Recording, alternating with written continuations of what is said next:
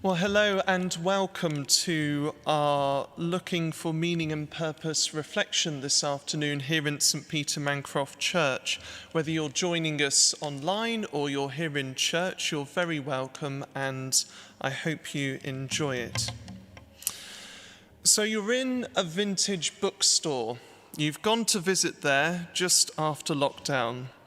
Maybe this is inside a church like this or on a high street in May when these reopen, and you're stepping over some poorly made floorboards, navigating through the improvised aisles through various size rooms, some with good lighting, some without.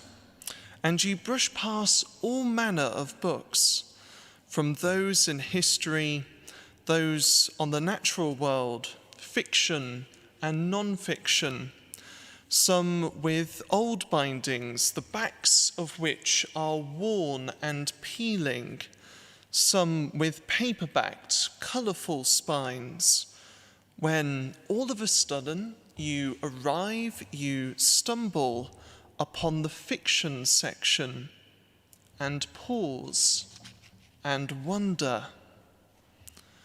What world shall I jump into today? Where shall I be Alice in Wonderland?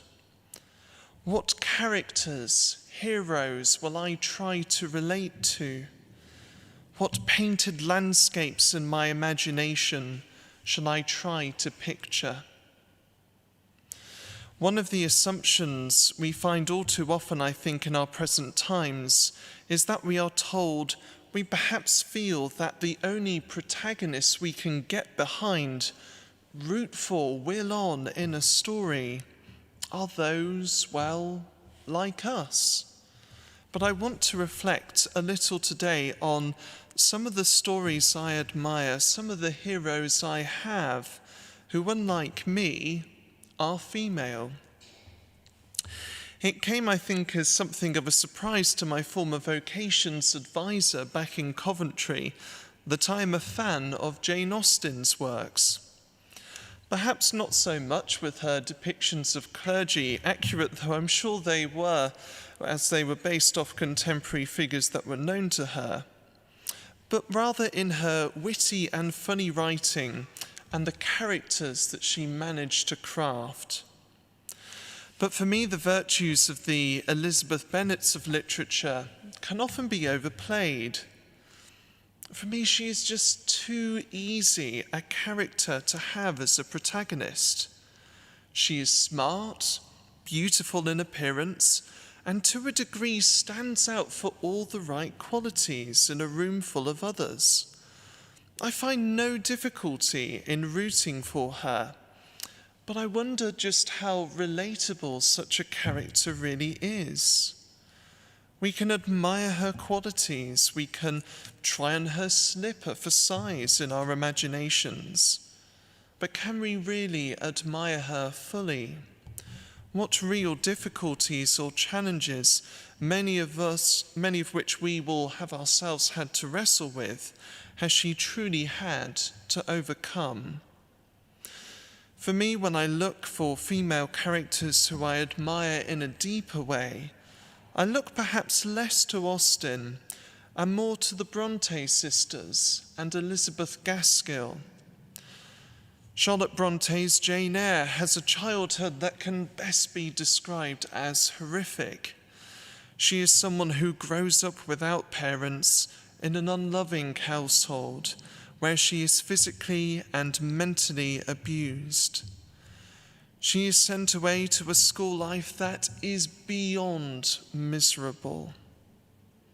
A sort of parody of the worst of Victorian values concentrated in a single space. And by the time she reaches mature adulthood, is someone who has really experienced the worst of life.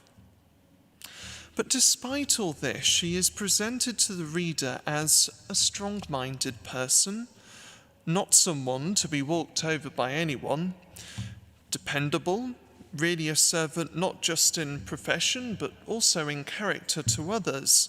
She begins work as a teacher and later a governess. And also as someone with a strong sense of consideration for others. She is presented not as someone particularly beautiful, and in parties and balls, given her rank and character, is generally not found at the centre, popular and on display, but has all the positive elements of her character come through in how she behaves, how she interacts with other people, rather than just her plain appearance.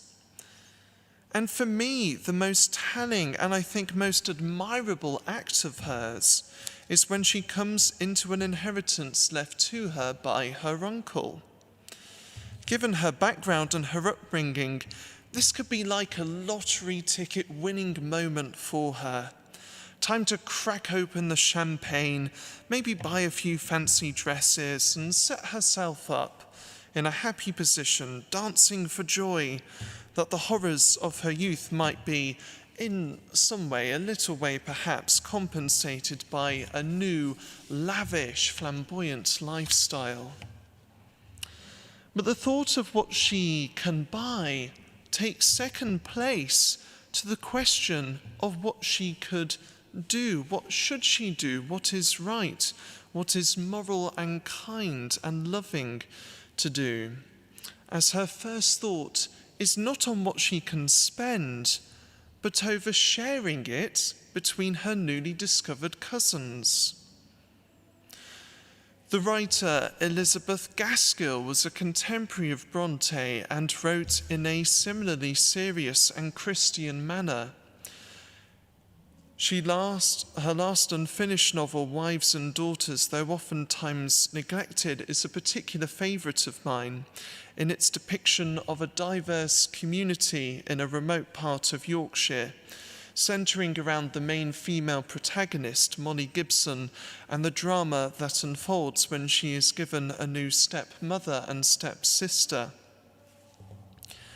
As the story unfolds, Molly comes to learn that the man she had loved and really wanted to marry, who had been a close friend to her long before her stepsister had arrived, has become engaged to her stepsister.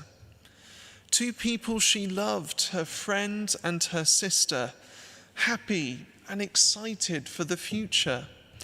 And Molly, at the same time, distraught at what this news will mean. What do you do, I wonder, in this situation? Do you hide away in self-pity? Do you run away from the situation altogether? Do you subconsciously start to hate and despise your sister and your friend? Do you scheme behind the scenes to ensure that this marriage does not take place? Molly takes a different, I think, harder stance.